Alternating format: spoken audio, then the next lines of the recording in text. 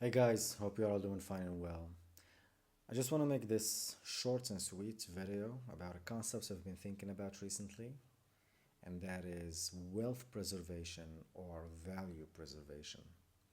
Now, I've been listening recently to Story of Civilization by Will Durant. It's a great series of books on of course, the story of civilization.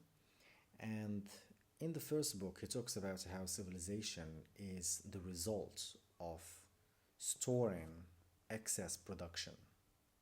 In other words, we wouldn't have developed civilization if we didn't have farmers who were able to produce food that we need for more than one day. Now, let me rephrase that.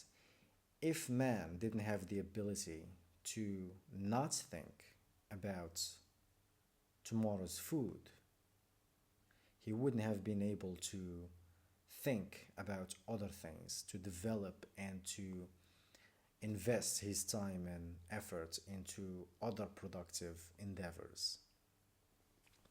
So, our ability to think about other things and develop other skills um, is based on our ability to not think about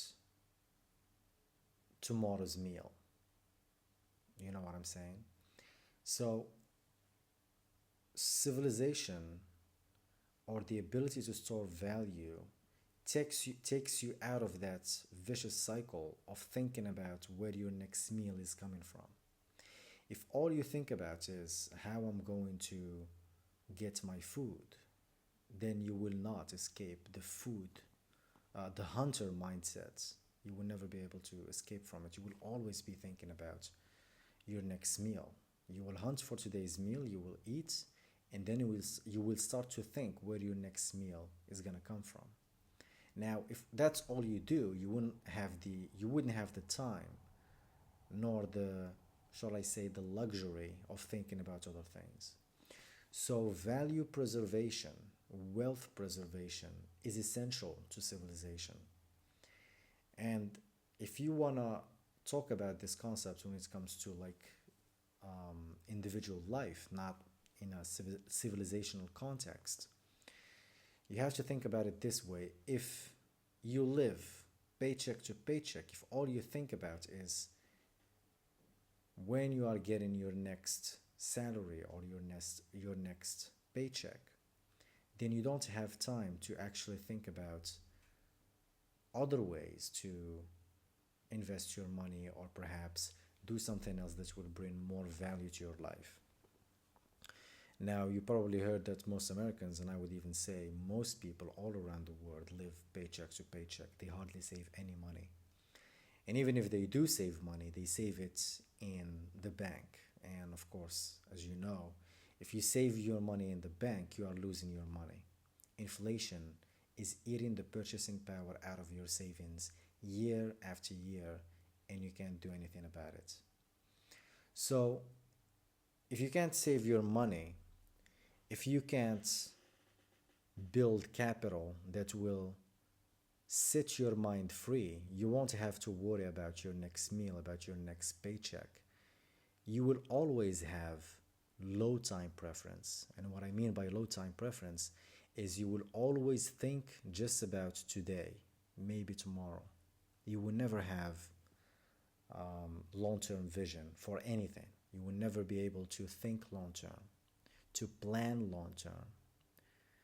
And that's why fiat money that we have now, the inflationary system that we have now, actually incentivizes low time preference. Sorry, high time preference. High time preference. High time preference is you want something now. You can't think long term. Low time preference is actually the preferable time preference you want to have. So if you have high time preference, all you want is instant gratification. You can't plan, you can't think long term, you can't think like a farmer. You will only think like a hunter. Now, there is nothing wrong about hunters, but a hunter is someone who hunts for his food and then thinks where is he gonna get his next food, his next meal. He doesn't think long term. So when you apply this concept into your life, when you don't make enough money to save, or you make money and you save your money incorrectly, and by that I mean saving your money in the bank, which of course means you are losing your money, you are losing the value of your money, then you will never escape the vicious cycle of high time preference, the vicious cycle of thinking about today and maybe tomorrow, not about 5, 10 years, 20 years, perhaps even generations.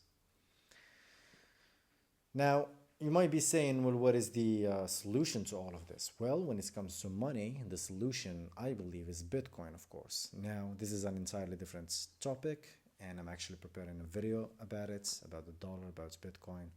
You might want to look out for this video when it comes out. But yeah, when it comes to saving your value, your money, your hard-earned money, I think the best way to save your money is through Bitcoin, to buy Bitcoin, because it's the hardest asset, the hardest money the world has ever seen. And once you start having some savings, once you escape, once you have a certain amount of value of economic energy that you saved up, and you know that you can use it if you need it, then you will escape that high time preference mentality. You will start to think long term. I think it's Ludwig von Mises who said that civilization is based on saving and capital accumulation. Without savings and capital accumulation, there can be no investments. This is, of course, based on a gold standard system. Now, we don't live in a gold standard system. We live in a debt-based system. It's all based on debt. It's all based on inflation. But what Mises said still holds true. Civilization is based on savings and capital accumulation, which allows people to invest. Without capital accumulation, there can be no investments. But in the debt-based system that we live in now, investments are made out of debt. And when someone takes on a debt, you pay for the debt. You, the person who is not taking on debt and who saves his money in this debt-based system. So that's why Bitcoin is your only way to save money and not lose your value to someone else's debt. Because when someone takes on a debt,